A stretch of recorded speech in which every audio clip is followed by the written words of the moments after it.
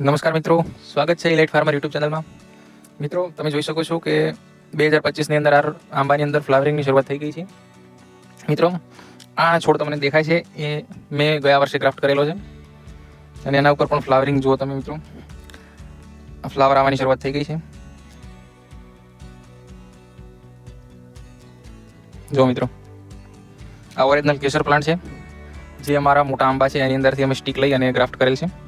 જો મિત્રો, આની સાથે અમે 2025માં હાલ ઘણા બધા જે 2024ની અંદર નવા રોપા રોપેલા છે એમાં પણ ફ્લાવરિંગ આવવાની શરૂઆત થઈ ગઈ છે.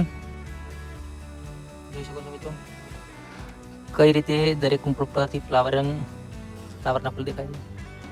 જોઈ શકો છો મિત્રો, આ તમે જોઈ શકો છો, આની હાઈટ માત્ર 1.5 ફૂટ જેટલી છે અને દરેક બ્રાન્ચ ઉપરથી ફ્લાવર આવવાની શરૂઆત થઈ ગઈ છે.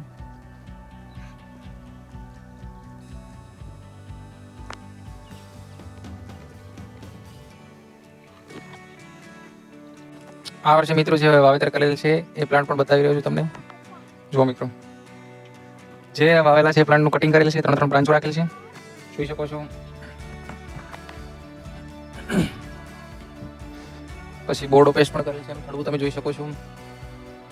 જુઓ, આમાં પણ મોરની શરૂઆત થવાની છે કારણ કે એની આંખ છે ને તાકી રહી છે, એમ કહી શકાય કે ટૂંક સમયમાં એમાંથી ફ્લાવરની કુંપળો નીકળશે. જો મિત્રો,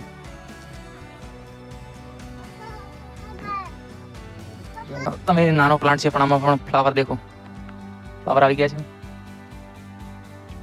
ઓરિજિનલ પ્લાન્ટ છે મિત્રો, જે નાની નાની હાઈટ છે એમાં પણ ફ્લાવર આવી ગયા છે. દેખો મિત્રો, એક તમને પ્લાન્ટ બતાવી રહ્યો છું, જોઈ શકો છો. આનું કેનોપી જે આ ઝાડવા છે એની અંદર સૌથી બેસ્ટ કહી શકાય, સારામાં સારી કેનોપી ડેવલપ થઈ છે. અને એની પછી મિત્રો એનો આકાર તમે જોઈ શકો છો, નાની હાઈટ છે, બિલકુલ 1.5 ફૂટની હાઈટ ઉપરથી એનું ત્યાંથી બ્રાન્ચો જોઈ શકો છો તમે. પછી એના પરથી તમે આકાર જુઓ.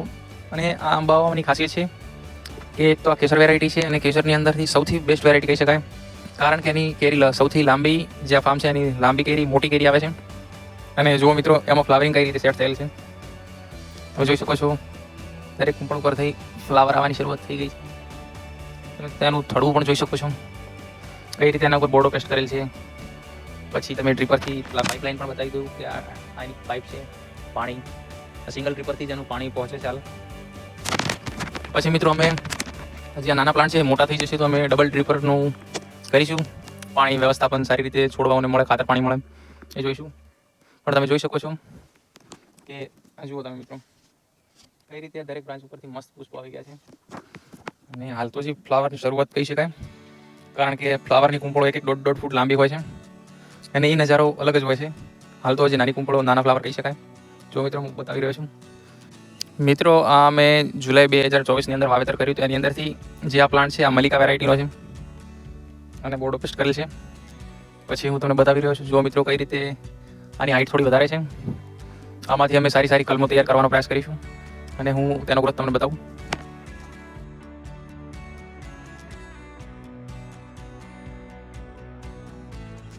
મિત્રો, આ ગયા વર્ષે મેં લીંબુના છોડ ઉપર મોસંબીની ગ્રાફ્ટિંગ તૈયાર કરી હતી. બારીવન માલ્ટા કહી શકાય કે જે લીંબુનો પ્લાન્ટ છે, લેમન, એની ઉપર અમે મોસંબીની ગ્રાફ્ટિંગ લગાવી હતી અને એની આ રિઝલ્ટ છે. હાલ તમે જોઈ શકો છો કઈ રીતે નાની નાની કુંપળો દેખાતી છે. જોવાનું રિઝલ્ટ જોરદાર છે. ટૂંક સમયમાં આનું પણ ગ્રોથ જલ્દી આપશે અને આગળ હું તમને વિડીયોના માધ્યમથી બતાવીશ કે કઈ રીતે લીંબુ ઉપર તમે મોસંબીની ગ્રાફ્ટ કરીને સક્સેસ રિઝલ્ટ મેળવી શકો છો. ધન્યવાદ મિત્રો. આ મિત્રો કહું રાજાપુરી વેરાયટી, સૌથી મોટો આંબો અને સૌથી વધારે ફ્લાવરિંગ આની અંદર શરૂઆત થઈ ગઈ છે કારણ કે આની હાઈટ વધારે છે એટલે એનો ગ્રોથ જલ્દી થાય છે.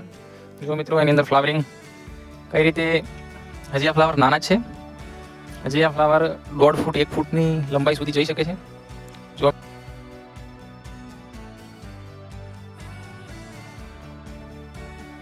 અને મિત્રો, આ લેટ વેરાયટી છે કારણ કે વરસાદની સિઝન આવે ત્યારે એની કેરી પાકે છે ને, નહીંતર પાકતી પણ નથી એમ કહી શકાય. આની કેરી બહુ મોટી સાઇઝમાં હોય છે. આનું તમે અથાણું, મુરબ્બો તમે બનાવી શકો છો. આ વેરાયટી તમે છોડની અંદર ક્રોસ પોલિનેશન માટે તમે વાપરી શકો છો અને આનું તમે વધારે પ્રમાણમાં ખેતી ના કરાય પણ વચ્ચે કોઈ પ્લાન્ટ તમે રાખી શકો છો. આનાથી ક્રોસ પોલિનેશન થશે અને તમારા જે કેસરના જે પ્લાન્ટ છે એની અંદર કેરીનું સાઇઝ સારી બનશે. તો તમે ખેતરની અંદર 1-2 પ્લાન્ટ જંગલી વેરાયટીના રાખી શકો છો. આ જંગલી વેરાયટી કહી શકાય, કારણ કે પાકતી નથી જલ્દી, લેટ વેરાયટી છે. કેરી બહુ મોટી આવે છે. નોર્મલી કેરી 700 થી 800 ગ્રામ નોર્મલ હોય છે અને 1 કિલો આસપાસ જઈ શકે છે. સારી વાવશો તો 1 કિલો પ્લસ પણ જઈ શકે છે. જો મિત્રો આ પ્લાન્ટ કહી શકાય, આ છે ગુલાબ ખાસ. આની સુગંધ ગુલાબની પાંદડી હોય, ગુલાબ હોય એની જેવી સુગંધ આવતી હોય છે. મિત્રો આ પ્લાન્ટ અમે કલકત્તાથી મંગાવેલો છે અને મિત્રો આ ડ્રાફ્ટ વેરાયટી કહી શકાય, કારણ કે આની અંદર ગ્રોથ બહુ લેટ આવતો હોય છે. એનો ગ્રોથ એટલો બધો નથી થતો જે આપણી બાજુની વેરાયટી છે એ પ્રમાણે. પછી આમાં તમે જોઈ શકો છો કે હવે આની અંદર કુંપળ આવવાની શરૂઆત થઈ ગઈ છે. ટૂંક સમયમાં એમાંથી ગ્રોથ મળી જશે, જોઈ શકો છો મિત્રો. અને આની અંદરથી પ્રયાસ કરીશું કે મોટા પ્લાન્ટ ઉપર આની કટિંગ કરીને લગાવીએ તો એના ઉપર ગ્રોથ જલ્દી આવે. આ પ્લાન્ટ મિત્રો આ વર્ષે જ 2024ની અંદર જ વાવેલો છે. કટિંગ લીધા પછી જોઈ શકો છો 3 બ્રાન્ચ ઉપરથી ફ્લાવર આવી ગયા છે. અને જે અમુક તમે જોઈ શકો છો કઈ રીતે એનો ગ્રોથ છે. આની અંદરથી અમે ફ્લાવર તોડી દઈશું થોડા સમય બાદ. જોઈ શકો છો એકદમ સારી વેરાયટી કહી શકાય. નાનો અમે બહુ જલ્દી ગ્રોથ થાય એવું કરીશું. ખાતર વ્યવસ્થા પણ, પાણી વ્યવસ્થા પણ જોઈ શકો છો મિત્રો. આ આંબો દેખાઈ રહ્યો છે, આના ઉપરથી અમે ગયા વર્ષે જે ફૂલાવાની શરૂઆત થાય એની પહેલાંથી અમે સ્ટીકો બહુ સારી લઈ લીધી હતી અને આની અંદરથી અમે બહુ સારા પ્લાન્ટ બનાવ્યા હતા ગયા વર્ષે. પણ આ વર્ષે એનું જુઓ તમે, એનું સ્ટ્રક્ચર, એનો આકાર મસ્ત છે. પછી એમાંથી તમે ફ્લાવર જોઈ શકો છો. કેસર વેરાયટી છે, મસ્ત સારા ફ્લાવર દેખાઈ રહ્યા છે. જો મિત્રો થડવું પણ એનું મજબૂત થઈ ગયું છે. જો મિત્રો કઈ રીતે એનું ફ્લાવરિંગની શરૂઆત થઈ ગઈ છે.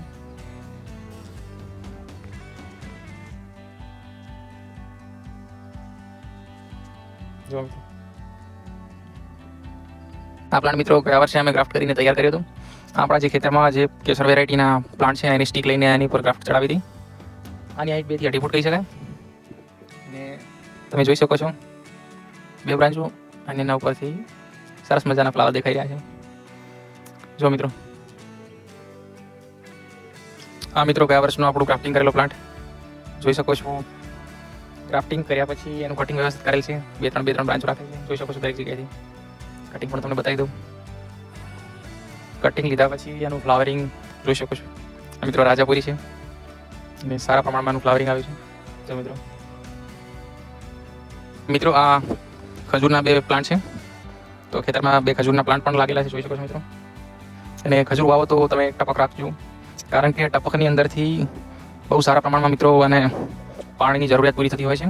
ખાતર પાણી જે આપવું હોય ટપકથી આપો, કારણ કે નર્સરીમાંથી લાવ્યા પછી જે એની નોર્મલ હાઈટ હતી એના કરતાં મિત્રો હાલ એના થડવાની જાડાઈ તમે જોઈ શકો છો કે 12 મહિનાની અંદર કેવું સરસ પરફોર્મન્સ છે. તો તમે ટપકથી પાણી આપો, પાણીની બચત થશે, ઓછા પાણીમાં સારા પ્રમાણમાં એનો ગ્રોથ થશે. ગયા વર્ષનો સૌથી નાનો પ્લાન્ટ સૌથી મોટી અને સૌથી લાંબી કેરી આપતી હોય છે મિત્રોની. એમાં પણ તમે ફ્લાવર જોઈ શકો છો. એકદમ ઓરિજિનલ પ્લાન્ટ છે મિત્રો. દરેક કુંપળ ઉપરથી જો ફ્લાવર નીકળી રહ્યા છે.